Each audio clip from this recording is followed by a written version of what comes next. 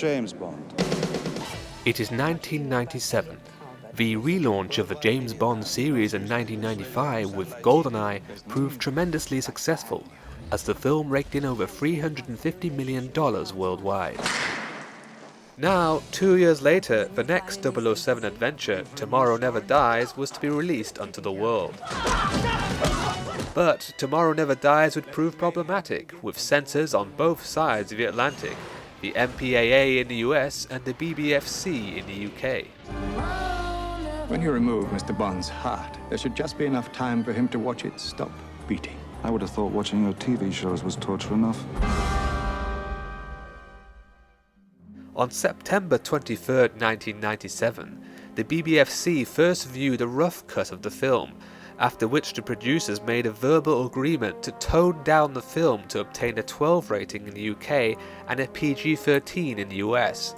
Following a resubmission to the BBFC a little later, the board's director James Furman made a list of the changes that had been made since the initial advisory screening. However, the BBFC did not have a record of Furman's original requested cuts when the film was formally submitted in November 1997, and no further cuts were required before issuing a certificate because the film had already been reduced for a 12 rating. This is why no running times or cuts or specific visual removals are listed in their database for the cinema release. The entry simply states, "This work was cut. Cuts were made by substitution. Cuts were rough cut." It is worth mentioning that not all of these cuts were reinstated for the so-called Uncut Ultimate Edition of the DVD released in 2006. The version of the film contained on the DVD is simply the MPAA-approved PG-13, i.e. international version, which had never been able to receive a UK release before then. This US/international version still contains the majority of the initial BBFC and MPAA cuts, but one could argue that since most of the edits were made during post-production, the version released worldwide is the final uncut version. For ease, we'll refer to the US version as the uncut version from this point forward. After the BBFC had classified Tomorrow Never Dies for video, the board stated, "Tomorrow Never Dies followed the pattern of the recent Bonds of being slightly too violent for its intended audience. When it opened in a cinema, the board considered that, on grounds of violence, the film had just scraped through as a 12. Yet to our surprise, the British public, for all their reported concern about screen violence, lapped it up, content to treat James Bond as fantasy violence.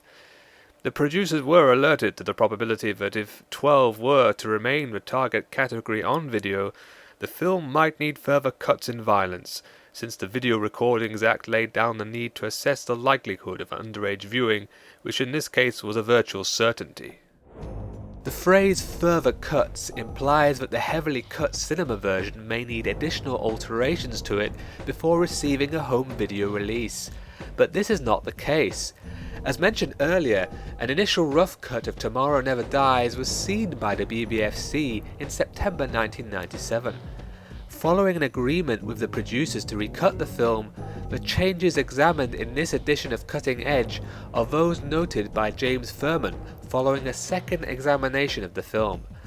What will become apparent, however, is the incongruity of the BBFC's list of cuts to the various UK versions of the film. The first cut occurs in reel 2, about 19 minutes into the film.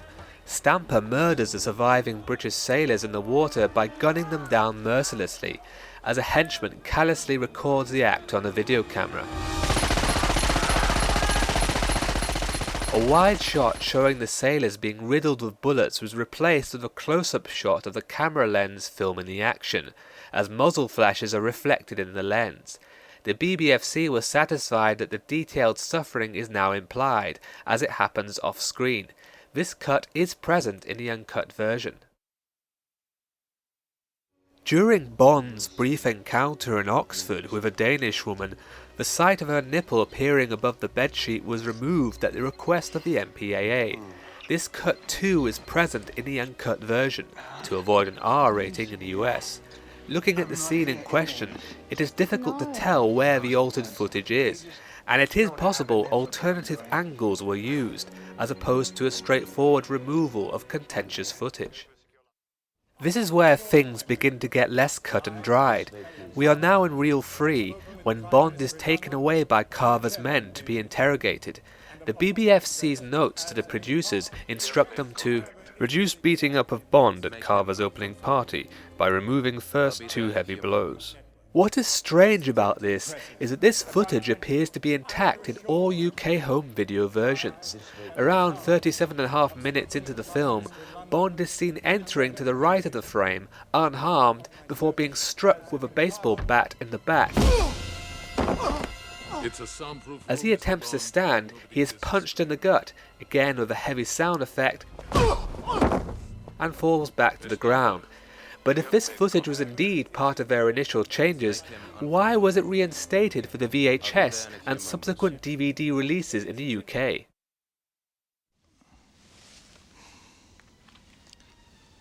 We move ahead now to reel 4. Around 58.5 minutes, Bond overcomes the assassin Kaufman and aims Kaufman's gun at his own head. When Bond kills him, the BBFC asked that the sequence be altered so that the site of Kaufman's wound was not visible as he falls to the ground. Me too. This cut exists in the uncut version.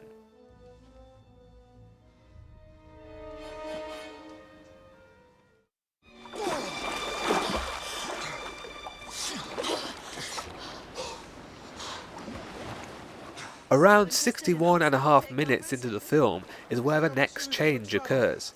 Here, the BBFC instructed the producers, remove close sight of spear gun killing man on boat, retaining only wide shot and then cutting away quickly to avoid seeing body tremble.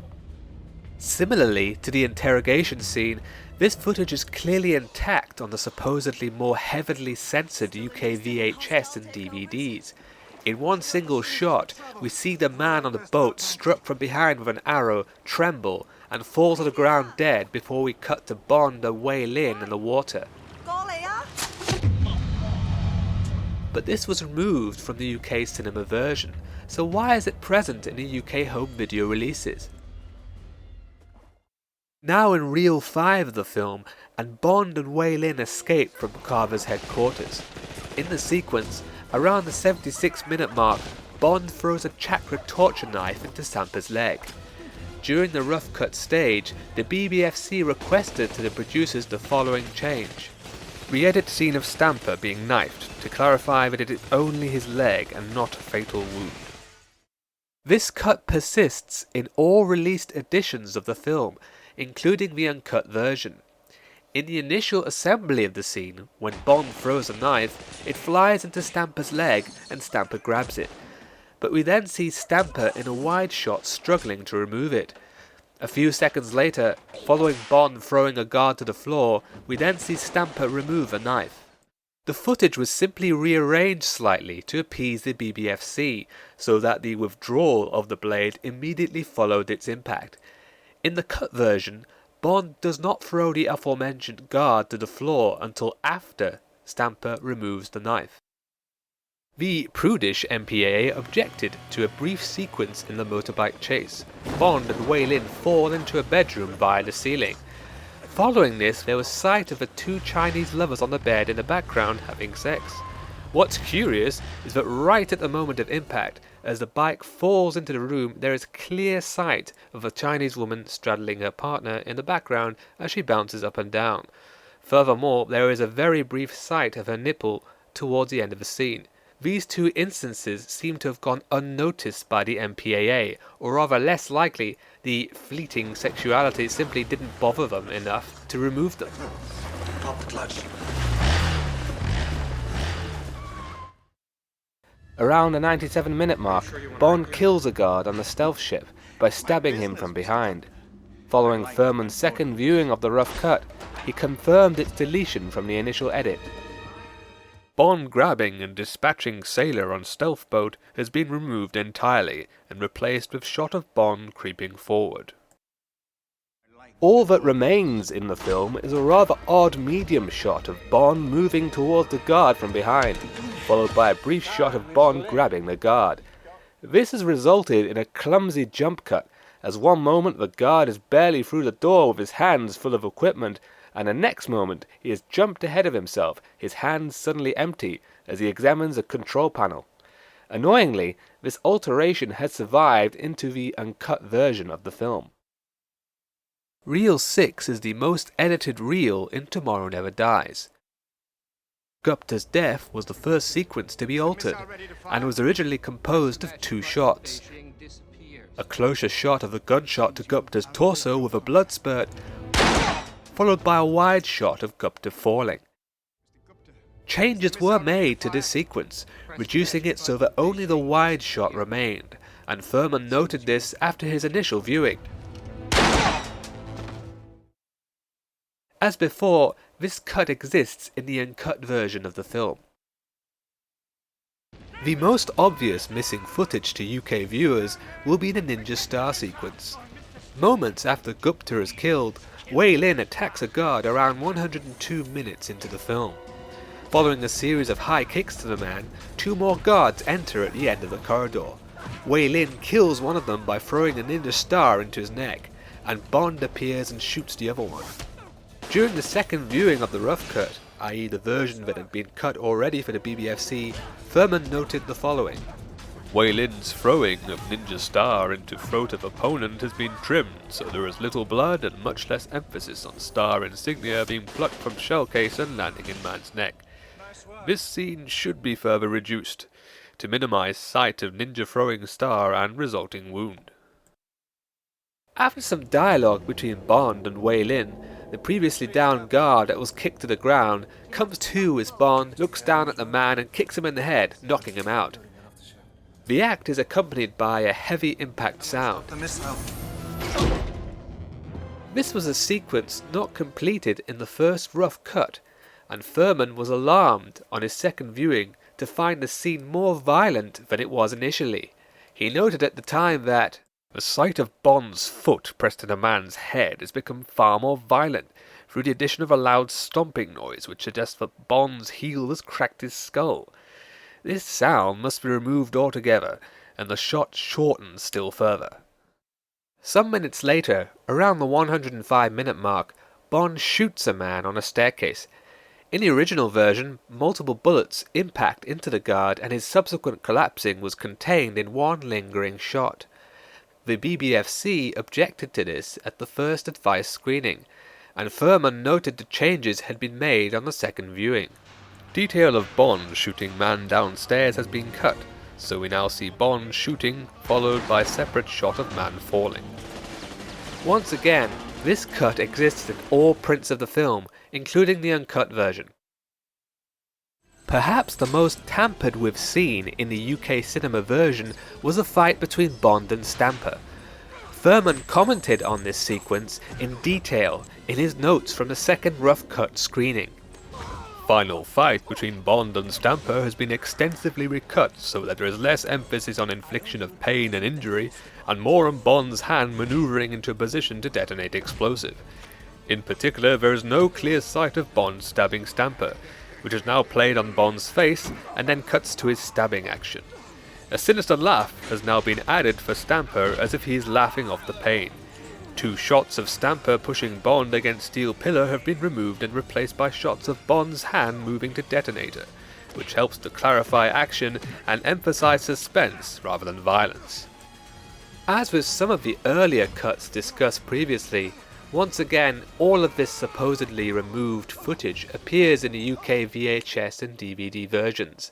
The only BBFC change that appears to have survived into the final releases is Stamper's laugh, but Bond is seen to clearly stab Stamper twice, and Bond is seen to be clearly pushed against the steel pillars on the boat a total of 3 times, twice at the beginning of the fight, and once again towards the end as Stamper's foot is trapped behind the missile.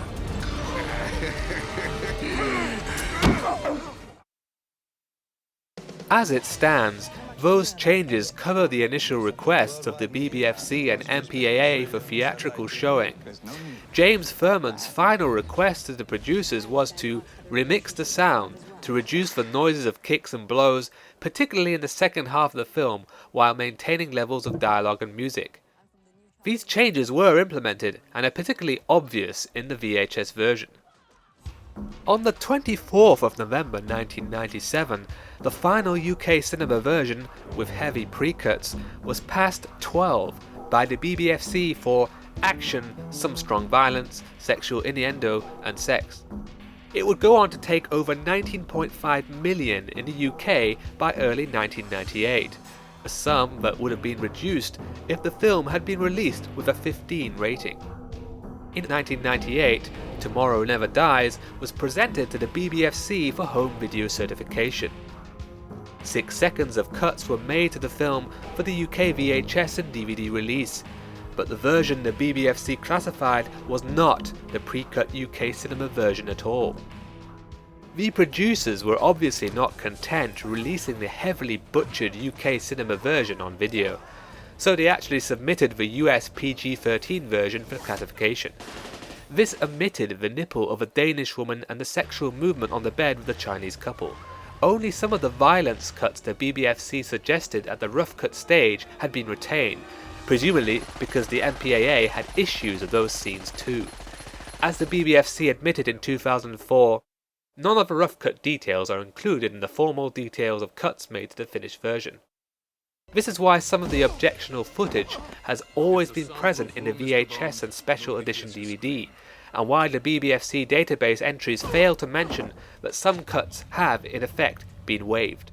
However, 6 seconds of cuts were still required. The Ninja Star scene was completely removed. The BBFC demanded, after sequence of high kicks by Wei Lin on gantry, remove close shot of throwing star being handled by her, subsequent throwing action, and sight of star embedded in bloody neck wound. The final sequence on the special edition DVD is a little choppy, as the sound has been remixed slightly. Bond's gunfire has been repositioned to begin earlier than it should do, as Wei Lin now appears to be looking up at the 2 guards falling as Bond shoots them. Yet the corridor behind her is empty. In other words, Bond isn't present yet. After the 2 men fall, we cut back to her and suddenly Bond has appeared in front of a closed door behind her. As per the cinema version, Bond kicking the guard in the head was also removed. The sound of the impact is played over a shot of Wei Lin looking at Bond. I'm gonna stop the missile.